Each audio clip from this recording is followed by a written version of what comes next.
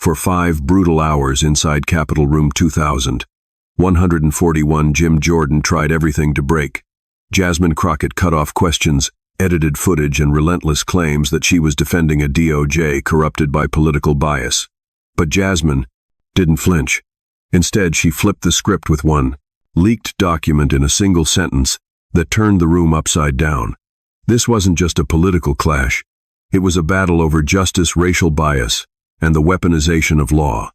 So what exactly did Jasmine reveal that silenced the attacks and exposed the game? Stay with us. This is a story worth every second of your time. The summons came not with courtesy, but command. A single line unsigned at the bottom burned across Jasmine Crockett's inbox like a silent alarm. You are hereby required to appear before the House Judiciary Committee at 9:00 a.m. Room 2000. 141 Rayburn House Office Building. No explanation, no briefing, no formal courtesy. Extended across the aisle, just a name at the top of the agenda. Chairman Jim Jordan, and a title that screamed vendetta, cloaked in duty oversight hearing on the weaponization of the Department of Justice to Jasmine, a former civil rights attorney who'd stared down racist prosecutors and walked through courtrooms thick with contempt. The signal was clear. This wasn't about oversight. This was about eraser of her, party of her president, of the very ground she stood on by. 15 a.m. Room 2000. 141 was already alive with murmurs, aides shuffling papers, reporters checking battery packs, lobbyists pretending not to eavesdrop, and in the center, under the seal of the U.S. House of Representatives, sat Jim Jordan, sleeves rolled up, jaw tight, eyes cold. Wasn't just hosting a hearing. He was setting a trap, one by one. Republican members filed in behind him like hawks perching above a battlefield. Some smirked, one even whispered, "Let's see if she folds today." Jasmine Crockett walked in without a word. Blazer, sharp braids pinned. The silence that followed her was electric. She didn't need to announce her presence. She was the threat they feared. What made it worse, what boiled her blood beneath the calm surface, was that this entire circus wasn't about justice. It was about revenge. Jordan was furious that multiple Trump allies were now under investigation, furious that facts had outpaced party loyalty, and so he twisted the gavel of his committee into a political weapon and pointed it straight at Jasmine Crockett. Why? Because she was black, because she was loud, because she knew the Constitution better than most. Many of them combined because she was never supposed to be in that room holding power. And then, just as the silence had settled over Room 2000, 141 like a heavy fog, Jim Jordan made his move. He gave a small practice nod to his aide. Instantly, the lights in the room dimmed slightly, and a large screen on the back wall came to life, glowing bright and ominous. The atmosphere shifted. What had started as a government hearing now felt more like a carefully staged television show. The screen flickered, and a video began to play. But this wasn't raw, unedited evidence.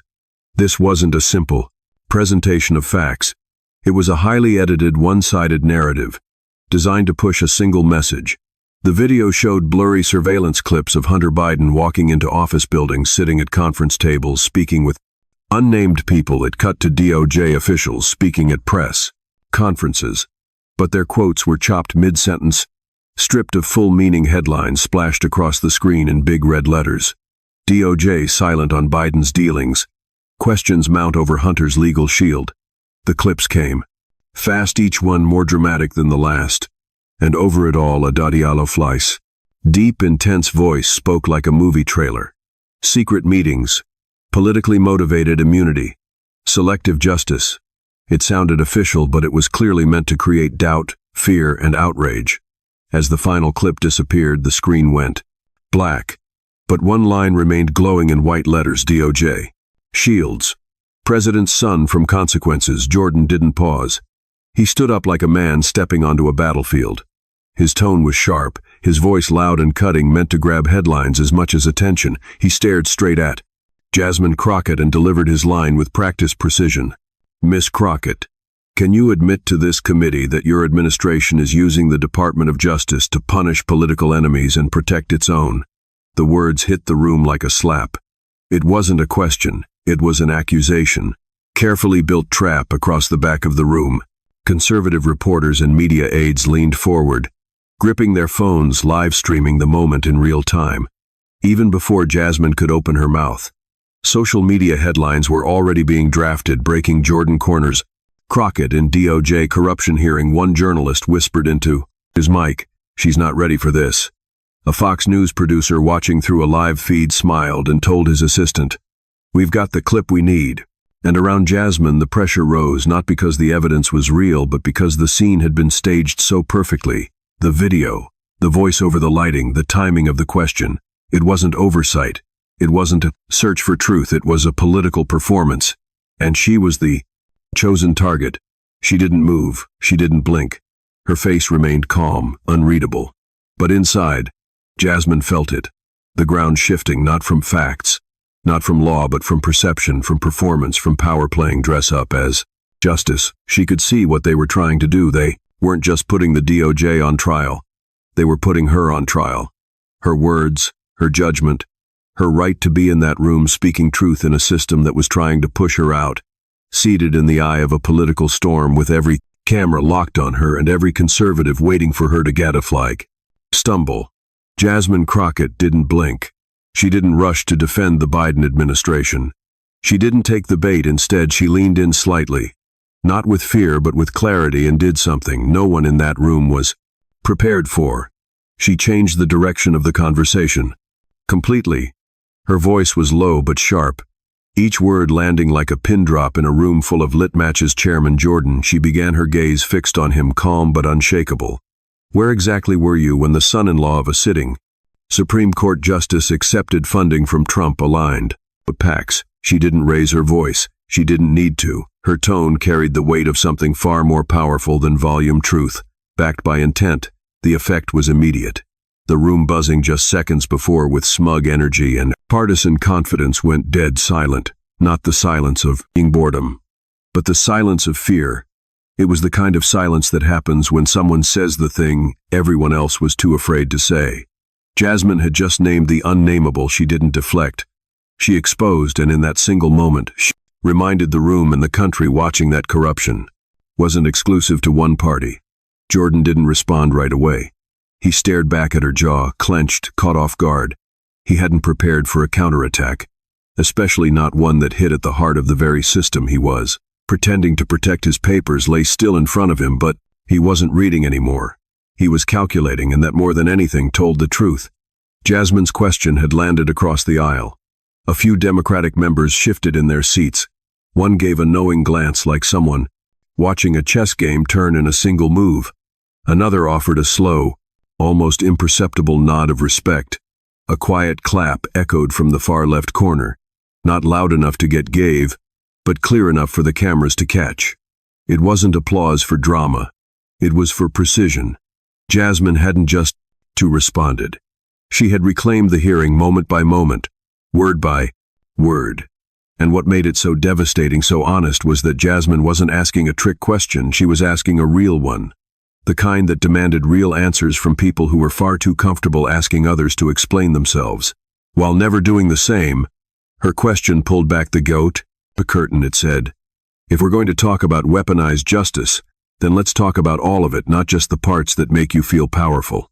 She hadn't changed the subject. She had revealed the double-ear standard buried inside the subject. And that's why the silence stayed, because in that instant, everyone knew Jasmine Crockett wasn't just defending herself. She was putting the system on trial. But the silence that followed Jasmine's question didn't just hang, it choked, it wrapped itself around the room like smoke, thick and undeniable. And, for the first time in the hearing, Jim Jordan looked unsure, his brow furrowed, lips tightening as if fighting to keep his control from slipping further. He shifted in his chair, reached for his stack of papers, and began flipping through them, too fast, too loud. It was the nervous shuffle of a man trying to reset a performance that had already gone off script. His eyes flicked briefly to the screen behind him, now blank, as if hoping the video would somehow reappear and reassert his dominance. But it wouldn't. The power had shifted, the illusion had cracked, and Jasmine's question, so precise, so unflinching, had done what hours of partisan speeches could not. It threw him off balance.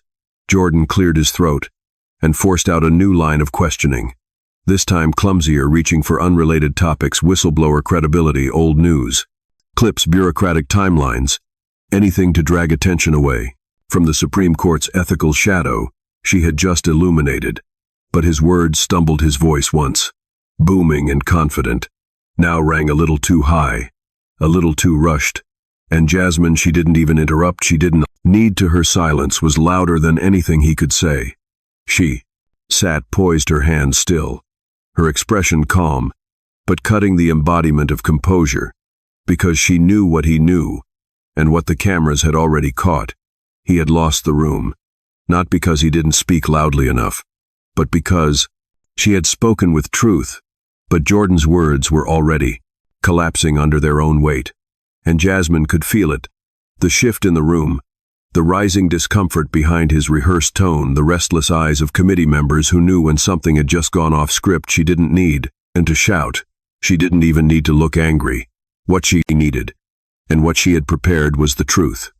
Not the kind you argue about on cable news, the kind you print on paper, underline, and enter into the record with your name on it. With calm, deliberate movement, Jasmine reached into the folder in front of her, not rushed, not dramatic, just steady, like someone who had waited long enough for noise to finish, so facts could finally speak. Her hand emerged, holding a document, a government memo, plain, but official, its top edge marked with red highlights and stamped with the words, confidential, DOJ internal. She didn't wave it, she didn't slam it. She simply laid it on the desk in front of her microphone and looked toward the chairman's staff. Her voice was composed, almost quiet, but its clarity carried through the marble chamber. Mr. Chairman, she said, I request that this document be entered into the congressional record under full committee review. There was a pause, brief but real. A few members leaned forward already. Curious. She continued, her voice steady, not accusatory, just painfully direct. This memo was provided to my office by an internal DOJ contact. It outlines a series of communications between senior Justice Department officials and several members of this very Congress. According to the memo, these communications were in reference to a specific request that a federal investigation into a private defense contractor be delayed indefinitely. The room began to shift. Again, not loudly, not outwardly, but the change was there in the tapping pens that stopped tapping and the scrolling thumbs of reporters who suddenly froze. Mid-post, Jasmine looked directly at Jordan. Now not with fury, with certainty. The contractor in question, she continued, is linked through multiple financial channels to campaign efforts supporting former President Donald Trump. The DOJ was urged to reconsider the timing of the investigation due to, quote, political sensitivities during the midterm cycle. A soft gasp could be heard from the back. But Jasmine wasn't done. She turned the page, once gently, and looked down for just a second before raising her eyes back to the committee. She delivered the final line like a surgeon, making the final incision. And within the attached list of congressional contacts tied to that delay request appears the name of Congressman Jim Jordan, listed as an unofficial legal sponsor to the case's hold. The words dropped like iron. No one spoke. No one even moved. Even the distant clack of reporters' keyboards had stopped. Jordan sat motionless, lips slightly parted, the color in his face retreating just enough to notice.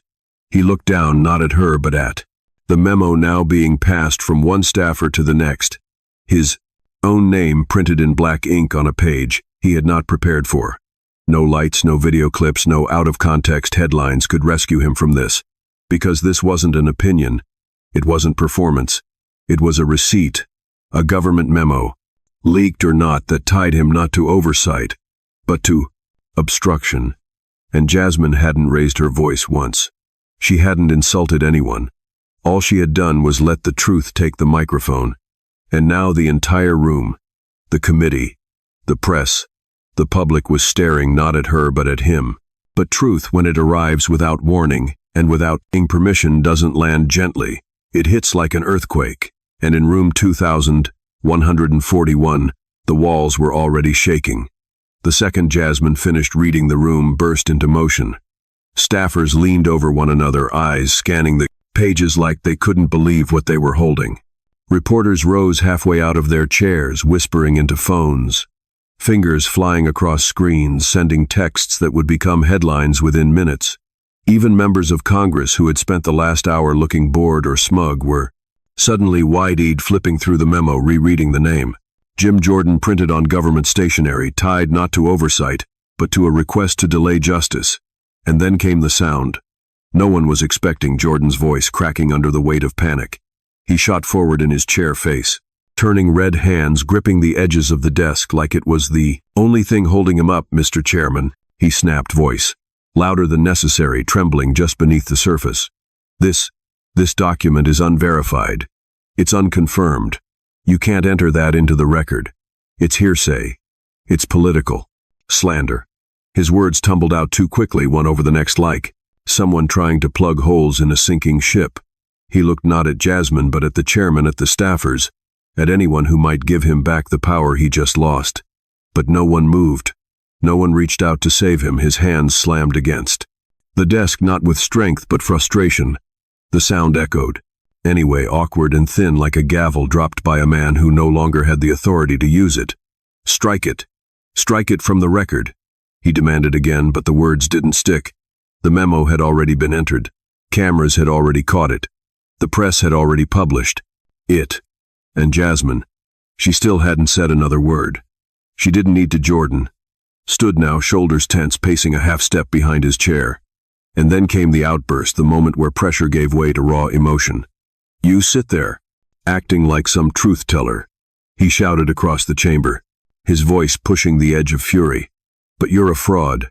You're not here for justice. You're part of the machine that covers everything up.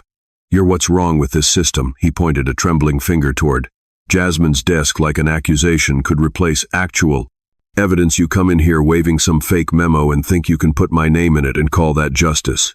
His voice cracked again, and this time the whole room heard it. But Jasmine didn't respond. She didn't defend. She didn't even flinch. She just sat, hands, folded gaze, steady, letting the silence do what his shouting couldn't command respect. Because everyone watching understood what was happening. This wasn't the sound of a man defending the truth. This was the sound of a man realizing that he no longer controlled the story. And the injustice wasn't just in how he shouted. It was in what he assumed, that she didn't belong here. That the only way she could win was by cheating. That the only version of truth that mattered was his. But Jasmine had done the one thing men like him fear most. She came prepared. She stayed calm. And she exposed the system using its own rules. And now Jordan's voice, the one that had once filled the room with confidence, was just noise. But as Jim Jordan's voice echoed off the chamber walls, louder, angrier, more desperate with every word, Jasmine Crockett did something that turned the entire dynamic upside down. She didn't rise. She didn't shout. She just looked at him. And somehow that stillness said more than any of his fury ever could. She had seen this before. Men like Jordan, puffed up by microphones and comfortable power, thought control meant volume. They thought rage was strength. But Jasmine knew better. She had lived through rooms colder than this, where no one listened until she forced them to. And this time she didn't need to force anything. The truth was already in the room, so when she finally spoke, her voice didn't shake. It didn't waver. It didn't rush. It was the kind of voice you hear once and remember for the rest of your life. Not because it was loud, but because it was undeniably true. She didn't raise her hand. She didn't even glance at the chairman. She just looked directly at Jordan, not with chairman. She did. Anger. But with the weight of everything he refused to see. "I didn't create this system," she said slowly, the words landing with the clarity of a hammer striking stone. "I am the result of it. The product of what happens when a system keeps betraying people like me. Not once, not twice, but over and over again." The room didn't move for a moment. No one even breathed. There was no shouting, no gavel, no objections. Just that sentence suspended in the air like smoke after an explosion. It was the kind of moment that didn't need commentary. It just needed silence to let it sink in, because Jasmine wasn't just responding to Jordan. She was responding to history, to every moment someone like her had been told to wait, to sit down, to lower her voice, to not take up space. And in that one line she shattered all of it. 20 minutes later, the moment had left the room and taken over the world on X. The quote was already trending. Some had clipped the video and slowed it down, overlaying piano chords beneath her voice. Others posted it without sound. Just the look in her eyes, that calm, razor-sharp stare, staring into a system that had tried to swallow her whole. It wasn't just a line. It was a revelation, a reckoning, a reminder that she wasn't asking for justice. She was justice sitting in a chair they never built for her, speaking with a voice they never wanted to hear and saying what needed to be said when it mattered most. And yet even after Jasmine's quiet takedown, even after the air had changed and the momentum shifted, Jim Jordan wasn't done. He adjusted his microphone, squared his shoulders, and returned to what he thought was solid ground procedure, structure, authority. If he couldn't win the fight through volume or narrative, he'd do it through the very Constitution itself. He began like a professor trying to take back control of a classroom, though his voice carried more frustration than clarity. "Let me be absolutely clear," he said, holding up a printed copy of Article 1 as if it were a shield. "Congress has the oversight responsibility to investigate the executive branch. We are not observers. We are a co-equal branch of government. When the Department of Justice shows signs of partisanship, of selective prosecution, we are not just allowed. We are obligated to step in." He paused, hoping for agreement. None came. He pressed on. "This is not interference. This is not obstruction. This is our constitutional duty. That's what our founders intended.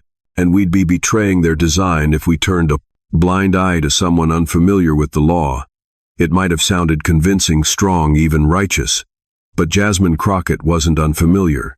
She had lived inside the law, argued it, defended it, been failed by it, and still mastered it. And when she leaned forward to respond, her tone wasn't combative. It was measured. It was exact. It was devastating. "Chairman Jordan," she began, her voice soft but sure, "you are absolutely right that Congress has oversight powers, but those powers are not limitless. They are not meant to be used as tools of pressure, especially when an active criminal investigation is pressure." Underway, she lifted a legal binder from her desk and opened it slowly, carefully flipping to a tab marked in red. "The U.S. Constitution does not give Congress the authority to interfere with individual cases being handled by the Department of Justice. In fact, multiple Supreme Court decisions, McGrain vs. Doherty-Watkins vs. United States, and more recently, Trump vs. Mazars, all affirm that congressional oversight must serve a legitimate legislative purpose. It cannot be used as a weapon to delay, disrupt, or discredit an act of prosecution." She paused just long enough to let the weight of those words settle in the air. Her voice didn't need to rise. It was the kind of voice people lean in to hear, not because it shouts, but because it speaks the truth without blinking. "Oversight," she continued, "does not mean you get to reach across the aisle and tell federal prosecutors when they can or cannot do their jobs. That's not democracy. That's interference. That's overreach." Suddenly, the room felt different. Members who had walked in expecting political theater now sat frozen like students, caught in a lecture far beyond their notes. Staffers stopped whispering, reporters lowered their phones. No one wanted to interrupt what had become, almost impossibly, a live constitutional seminar delivered by a woman who had been invited just to be humiliated. And here was the irony. The person they tried to frame as unqualified was now walking them through the very laws they claimed to uphold calmly, surgically, and without missing a step. This wasn't defense. It was a reversal of power. She wasn't on trial anymore. The system was, and the quiet that followed wasn't just silence. It was respect, the kind you can't demand, the kind you only earn. And just when it seemed like the room had already reached its boiling point, when every eye was fixed on Jasmine Crockett, and every breath held in anticipation of what might come next, she leaned gently toward the mic and dropped a quiet bombshell. "Mr. Chairman, I'd like to call one additional witness." The sentence was so calm, so restrained, that for a moment no one reacted. Then a murmur spread across the chamber like ripples in water. A surprise witness at this stage, even the press, seasoned, skeptical, and half expecting a stunt, suddenly perked up. The door at the side of the hearing room opened slowly, and through it stepped a man in his late 40s, dressed plainly in a gray, degissued suit, face pale, eyes focused. A former Department of Justice ethics officer, recently retired, called in just hours earlier by Jasmine's legal team. Under emergency rules, he took the oath with a calm hand, sat down behind the primate's microphone and opened a thin leather folder. What came next? It wasn't a speech. It wasn't dramatic or loud. It was clinical, deliberate, and devastating in clear, even tones. The man testified that during his final year at DOJ, he personally witnessed internal communications and pressure from at least 3 sitting members of Congress, all requesting that the department delay or quietly drop a federal investigation into a weapons manufacturer.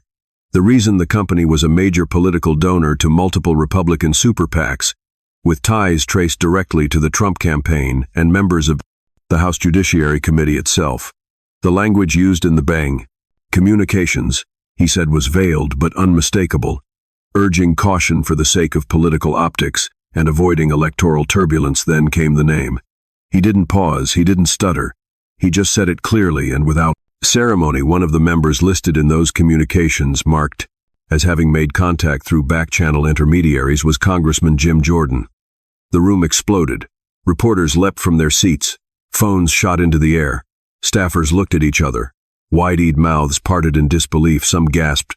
Some swore under their breath. The murmur became a roar as the words Jordan and DOJ pressure surged through social media in real time. The hearing, already high stakes, had just crossed a threshold.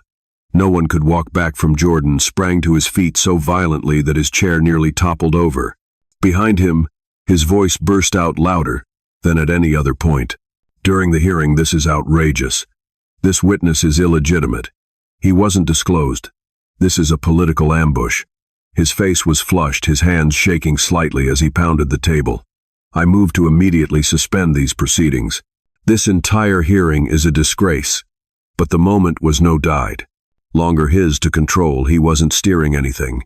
Now he was reacting, and the more he raised his voice, the more obvious it became that he was no longer in command of the narrative. He turned to the chairman, seeking intervention, authority, a lifeline. But the chairman, now pale and visibly shaken himself, simply looked at him and said, "Motion denied. The witness will continue." And with that one ruling, everything changed. This was no longer just a partisan hearing, no longer a symbolic fight, no longer a performance. This was testimony on the record under oath. And for the first time, it wasn't Jasmine Crockett under scrutiny. It was the very man who had tried to break her, now staring down the barrel of a sworn allegation with his own name printed in the center outside the chamber. The story spread like fire. News banners lit up: breaking witness ties Jim Jordan to DOJ. Interference leave. Jasmine Crockett calls surprise whistleblower. Within minutes, the #number hearing of the century began trending worldwide. Clips of the moment. The calm voice naming names, the eruption. Jordan's panicked protest. Flooded every feed. Commentators whispered that this would become a landmark moment in congressional history. Late-night anchors were already rewriting their monologues for the first time in years. A hearing had stopped being theater and started being something else. Accountability. And in the center of it all, Jasmine Crockett, calm, composed, still seated, her expression unreadable, but her presence undeniable.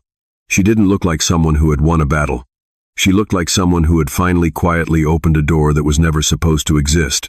But as the hearing spiraled towards something far more serious than anyone had expected, as evidence mounted and cameras rolled and reputations began to teeter, Jim Jordan reached for the one card he had left. It wasn't a document. It wasn't a ruling. It wasn't a fact. It was resentment. And it came sharpened. He leaned forward, again. But this time there was no legalese, no pretense of oversight or constitutional authority. His voice, once projected with performative outrage, now turned cold, personal. "You know what this really is, Miss Crockett?" he asked, pausing just long enough for the cameras to lean in. "It's not about justice, it's about race. Every time someone challenges your position, you drag the conversation into identity, into history, into pain. You weaponize it. You turn every disagreement into discrimination." He shook his head, tone bitter now, eyes narrowed. "You always make it about race. And I'm asking you, where is the law in that? Where is the Constitution in that? Where is justice when everything becomes about skin, color?" The words felt like steel in the room. And that was, with the point, he wasn't just challenging her. He was trying to silence her. He was betting that if he could paint her as reactionary, emotional and racially obsessed everything she'd said. The documents, the witness, the questions would fade under the weight of stereotype. He wanted the room to see her, not as a truth teller but as a divider. And the worst part was it had worked before but not today. Jasmine Crockett didn't flinch. She didn't raise her voice. She didn't lean in. She simply straightened her posture and turned toward Jordan, meeting his eyes with the kind of calm that only comes from knowing the cost of telling the truth and doing it anyway. Her hands rested still. Her voice was soft, almost too soft at first, but there wasn't a soul in the room who didn't hear every single word. "Congressman Jordan," she said slowly, "when a legal system consistently punishes people who look like me when it incarcerates us more, charges us harsher, sentences us longer when it polices our neighborhoods, but never our boardrooms, Ida Flute, don't have the luxury of pretending that race isn't part of the law." The room had gone silent. Even the restless shuffling of aides and the tapping of journalists' keyboards had stopped. "So no," she continued, "I don't make everything about race. But when a black man can be shot 7 times in the back for reaching into his car, and a white man can storm a Capitol building and walk out in costume, I will call that what it is." She paused just long enough to let the silence breathe. "And when justice is blind only when it's convenient, when it sees through me but never sees for me, then I don't just have the right to speak about it. I have the duty." Every syllable was sharp, every line unshaken. She wasn't angry. She wasn't even emotional. She was undeniably clear. The clarity of someone who had learned long ago that pain is not the opposite of reason but sometimes the fuel for it. And then she delivered the line that no one would forget. Not that day, not for years to come. "I didn't bring race into this chamber. Congressman, it was built into the walls long before I ever walked through them." There was a sound, soft, human, from the gallery above. A woman, maybe in her mid-50 seconds, maybe older, wiped her face and lowered her head. She wasn't the only one. A low sniffle was heard from across the press bench. Even a few lawmakers, seasoned and cynical, kept their eyes fixed, forward lips pressed, shut hands folded. The hearing had stopped being performance. It had become something else, something harder, something real. Jordan for once didn't respond. He couldn't. Not without making it worse. Not without confirming what the entire room now understood. He had tried to accuse her of using identity as a shield, and she had turned it into a mirror not just for him but for the entire system. The power dynamic had flipped entirely. The audience weren't, both in the room and across the country, wasn't listening to him anymore. They were watching her, a woman who had walked into a hearing clearly meant to discredit her and instead put the entire institution on trial with a sentence that cut through 240 years of polite hypocrisy. Outside the chamber, the line exploded in real time. It was built into the walls before I walked through them. It was quoted, shared, stitched into reels and montages. Civil rights attorneys reposted it. Law students printed it. One reporter tweeted, "Jasmine Crockett just taught a class this Congress was never prepared to take," and back inside. Jasmine didn't bask in the moment. She didn't smile. She didn't look smug or vindicated. She simply exhaled deeply, quietly, and returned her hands to the table, because for her this wasn't a performance. It was her life.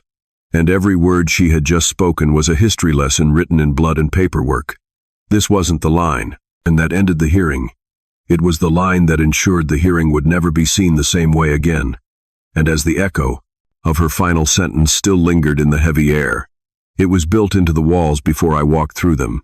No one dared to speak. Not the chairman, not the staff, not even Jim Jordan. It was the silence that comes when everyone knows a line has been crossed that cannot be walked back. And yet the one who crossed, it didn't flinch. She held the room not by force but by truth, and somehow she wasn't done.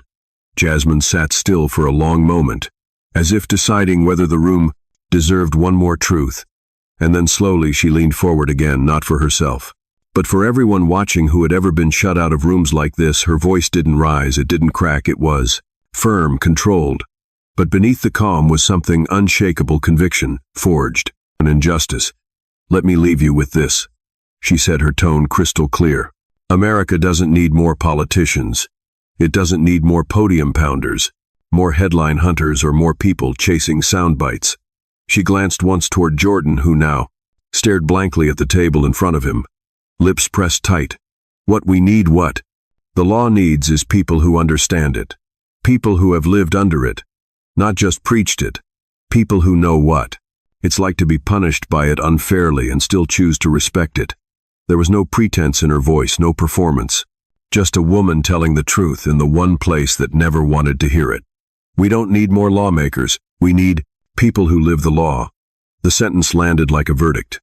No one responded, not even Jordan, because in that moment, there was nothing left to say. He had come in with a strategy, a narrative, a stage, and Jasmine had torn it apart. Without ever raising her voice, she had outlasted him, out-argued him, out-prepared him, and most devastating of all, she had outgrounded him for 5 hours. She never lost her thread, not once, and now she was closing like a surgeon, stitching the last wound she didn't cause. The chairman cleared his throat quietly, almost reverently, and looked across the bench.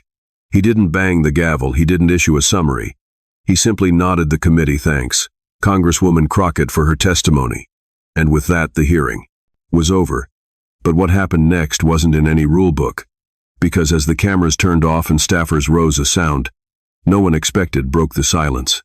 A soft wave of applause coming not from the lawmakers but from the international los press seated along the back of the room. It started with one journalist, a woman from France, who stood and clapped twice, then kept going. Another followed, then another. Soon the line of foreign correspondents there, only to report the chaos, rose to their feet and applauded, not because they agreed with Jasmine politically, but because they had just witnessed something rare: accountability in real time. Even the American press, typically stone-faced and disengaged at hearings like this, began to clap slowly, cautiously, as if unsure whether this moment was allowed. But the sound grew, and as it did, Jasmine didn't stand or wave. She simply sat still, the expression calm, hands folded, her eyes drifting toward the far end of the room, where a group of young interns now looked at her not as a headline but as a standard. And Jim Jordan, he didn't look up for the first time in hours. The man who had set this entire hearing in motion had nothing left to throw. His stack of notes lay untouched. His closing statement, written in bold marker, was never read. He stood silently, gathered his folders, and walked out through a side door. No exit line, no dramatic spin, just silence. The same kind he had once tried to force on her outside the Capitol. The world was already reacting. News outlets ran banners that read, "Crockett silences judiciary with 5-hour tour to force Jordan cornered by leaked testimony and legal precision. A hearing meant to humiliate ends in historic reckoning." Clips of her final words spread like wildfire.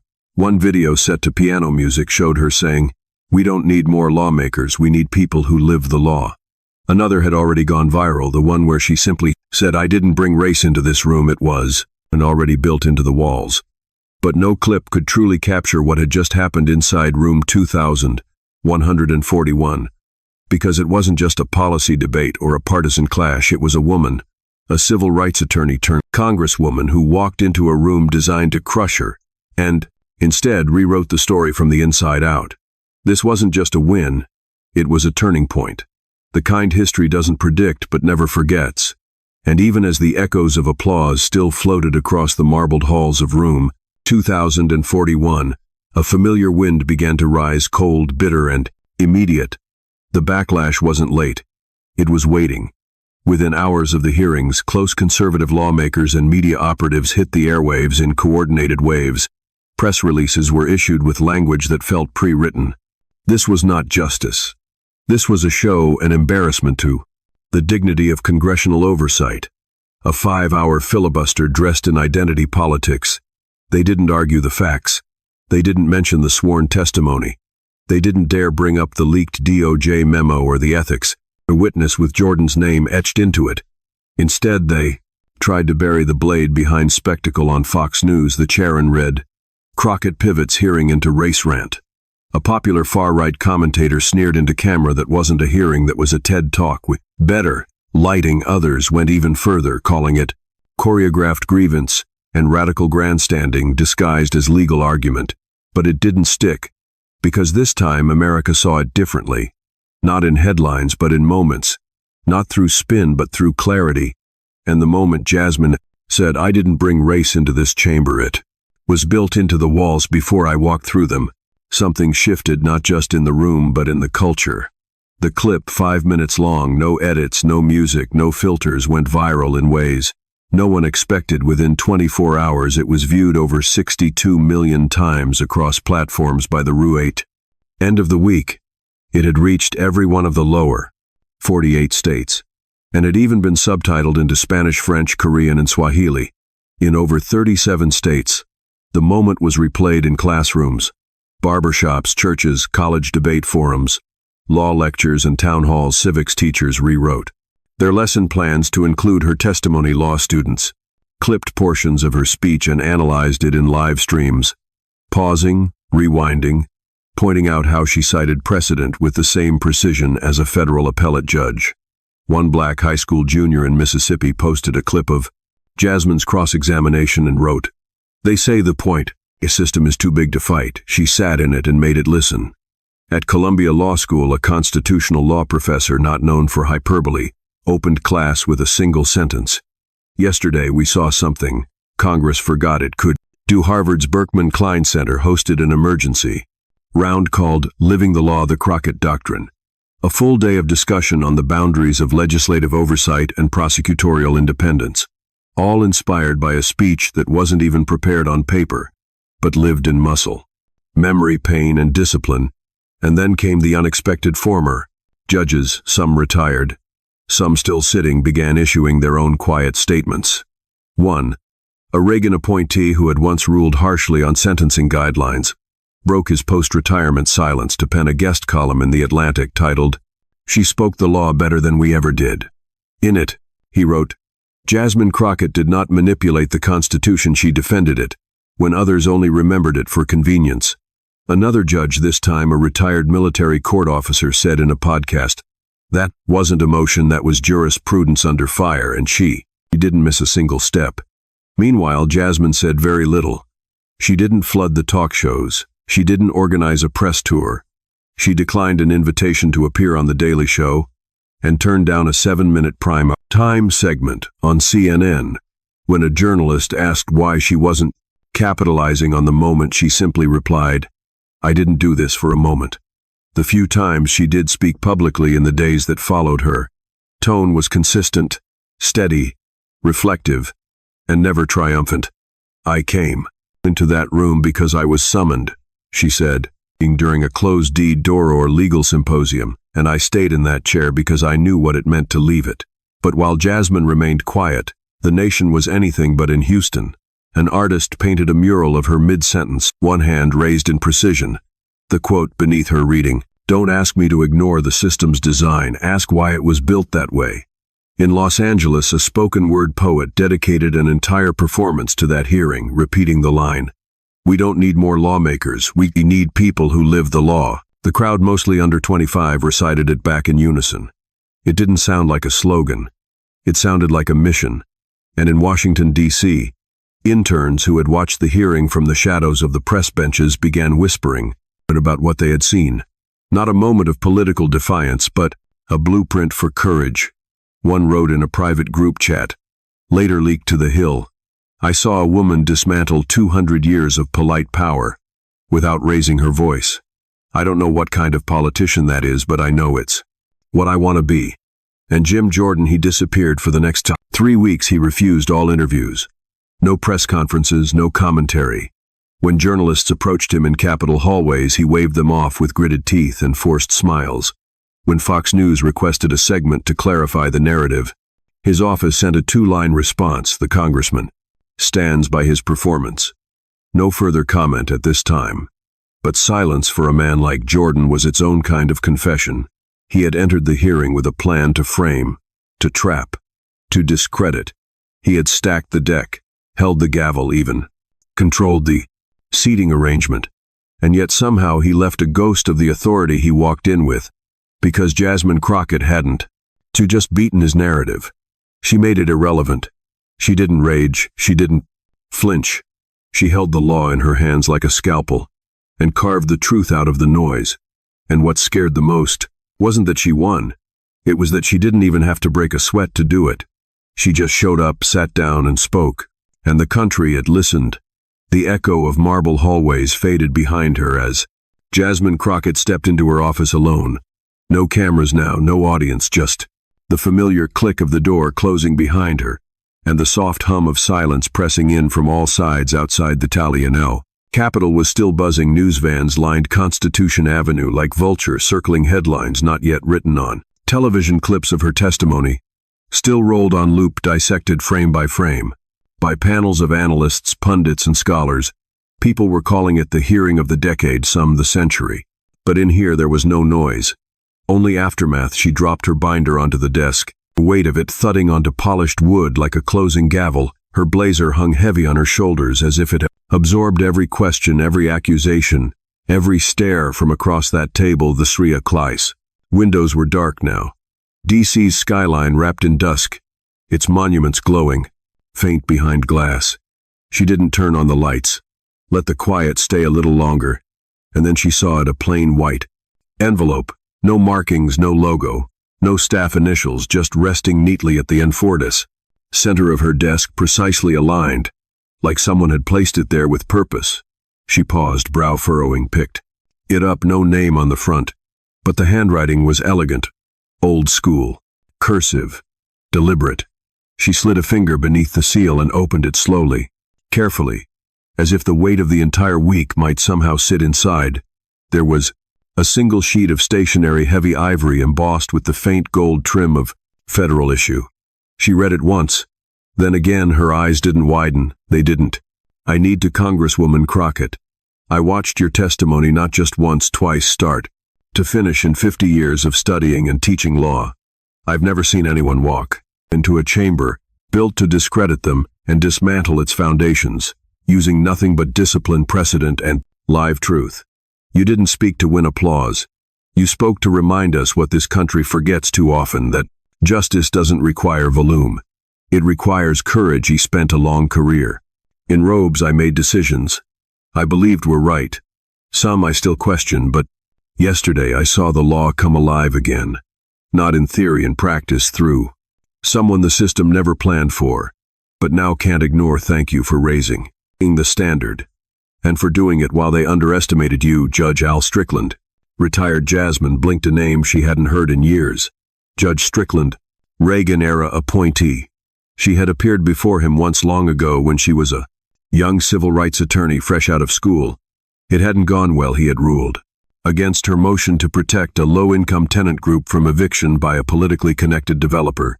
She remembered standing in that cold courtroom thinking, they don't even see us. And now this. She sat down slowly, folded the letter once, then again, and slid it into the side of her worn legal journal, right between a handwritten quote from Thud Marshall and an old Polaroid of her law school study group. She didn't need to post it. She didn't need to call a reporter. She didn't need the world to know, because she knew what this meant. Strickland wasn't offering a compliment. He was offering something rare in Washington, an admission that the system he helped uphold was shifting, and that it was Jasmine, not the men in suits, not the strategists, not the pundits who had forced it to. She leaned back in her chair, closed her eyes for a moment.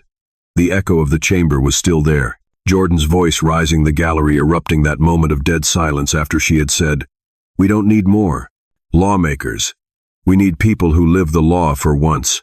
She let herself feel the exhaustion, not defeat, not fear, just the weight that comes after carrying truth through fire, without letting it burn you outside. Traffic passed beneath the Capitol's floodlights inside Jasmine. Crockett sat alone, letter in hand, and realized something she'd never let herself say out loud before. This wasn't about proving she belonged. It was about showing them that she never needed their permission. The sun hadn't fully risen, yet the city was still wrapped in a pale blue hush, the kind of early silence that made even Washington, D.C. feel honest. The Capitol dome stood against the sky like a sentinel, glowing faint with dawn, and inside its winding marble linen corridors, Jasmine Crockett walked alone, coat draped over her arm, phone silent, and mind still writing the edges of everything that had unfolded in the last 48 hours. The hearing had ended, but the reckoning hadn't outside the narrative. Machine kept spinning on one end, praise, adoration, commentary calling her performance surgical, historic, constitutionally precise on the other, dismissal, smear jobs, desperate anchors, spinning 5 hours of legislative dominance into race-based grandstanding. She ignored it all because she hadn't spoken for applause. She hadn't spoken for headlines. She had spoken to survive, and more importantly, to make space. For someone who hadn't yet arrived, her footsteps echoed softly through the empty hallway of the Rayburn building. Each step carried the weight of the chamber, the weight of that white envelope still resting in her journal, and the weight of all the women who had once stood at the edges of rooms like that and been told they were too loud, too angry, too much. She reached the long corridor outside her office. Dim overhead lights cast a soft, golden sheen across the polished floor. The portraits lining the walls stared down faces of men who once held her seat, all carved into the history of power. Not a single one looked like her, and yet their eyes seemed to follow her steps like ghosts of the old world watching the new one pass. Then she heard it, a voice. Small, nervous, unsteady. Congresswoman Crockett. She stopped. A young woman stood near the far end of the hall, almost hidden in the narrow recess between two large potted plants. She looked older than 20, brown skin, deep-set eyes full of urgency and uncertainty. Her Hill intern badge hung slightly crooked on her blazer, which looked a size too large, as if borrowed from someone else or found last minute for professional dress. A worn backpack hung off one shoulder. A notepad was clutched in both hands like a shield. Jasmine turned to her fully. Yes, sorry, I wasn't trying to stop you. I didn't think I'd get another chance. She stepped forward awkwardly, her voice shaking but her feet determined. I'm Imani. I'm interning through the CBC Fellowship program this semester. I go to Prairie View A&M, first in my family to get this far. Honestly, I didn't even think I belonged in a place like this. Jasmine said nothing. She could feel where this was going, and she knew better than to interrupt a moment that wasn't about her but about someone trying to name their fear in the belly of the very system that taught them to stay small. I've watched Congress for years, Imani continued, and I always thought to make it here, you had to either sound like them, look like them, or hide what made you different. Like this place would only respect you if you played the part. She glanced at the notepad in her hands, then laughed nervously. But then I watched your hearing all of it 3 times. Actually, Jasmine raised an eyebrow. 3. Imani blushed.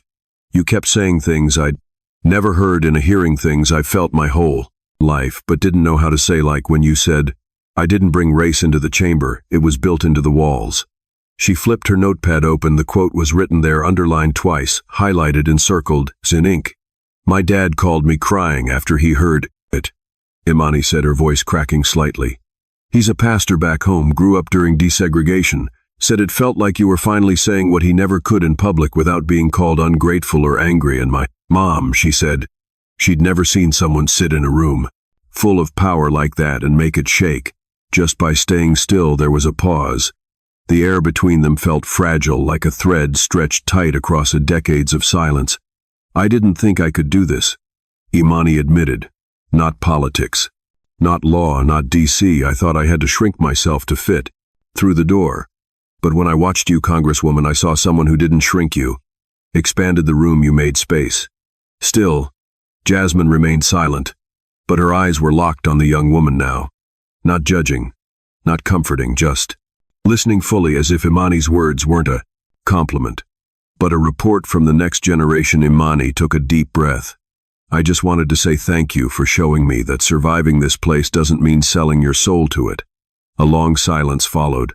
Then Jasmine stepped forward slowly, deliberately, until the space between them felt like nothing more than the closing of a book. What do you want to be, Imani? She asked, voice low. And even Imani blinked. I want to be a lawyer, but not the kind that gets rich and forgets where she came from. I want to help people like my grandmother, who never understood the contracts they made her sign. I want to know the law so well they can't twist it against us anymore. Jasmine nodded, not with approval, with recognition. Then you're not just here to intern, you're here to remember. Remember what? Imani asked. Jasmine leaned in just slightly. Her voice was steady. That this building wasn't built for us. But that doesn't mean we don't belong here. It means we rewrite what belonging looks like. With every word, every breath, every seat, we refuse to give up. Imani didn't speak, her lips pressed together, her eyes shimmering with something heavier than pride. She opened her mouth to say something, maybe. Thank you. Maybe I needed this. But nothing came out, and she didn't need to say it because Jasmine saw it all in her face. The fear, the fire, the future. Then as Jasmine turned to go, Imani whispered one last thing, not loud, not performative, just soft enough that it hovered in the space like incense after prayer. You didn't just speak for yourself. You spoke for all of us still waiting to be heard. Jasmine paused at the edge of the hallway. She didn't turn around. She just let the silence wrap around those words and carry them with her because that was why. She stayed in that chair for 5 hours. Not for applause. Not to prove anything to the men in suits. But for the girl who stood shaking in a borrowed blazer, still daring to believe that law could be a language of liberation. And as Jasmine entered her office and quietly closed the door behind her, she felt it not relief, not exhaustion, but something older, something ancestral. She had walked into power, refused to shrink, and lit a path behind her. And as Jasmine closed her door and the hallway fell back into silence, she realized something that had been building with each step, each word, each confrontation. This wasn't just a personal victory, it was a reckoning decades overdue. The lesson wasn't in the headlines, it wasn't in the viral clips or the hashtags that flooded timelines within hours. It wasn't in the praise from legal scholars or the cautious admiration from former ILI judges finally willing to admit that justice could come in. A voice. They once ignored the real lesson. The human one was quieter, heavier, and far more permanent. It was this in America. Truth often has to bleed before it's allowed to speak. What Jasmine faced wasn't just political pushback, was a machine one designed over generations to grind down dissent, especially when it wears the wrong skin, speaks in the wrong rhythm, or refuses to flatter the room. The attacks she endured, veiled and overt, weren't about the law.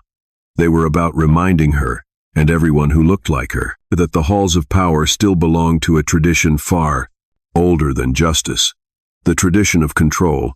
But Jasmine didn't flinch. She didn't shout. She didn't fold. She endured.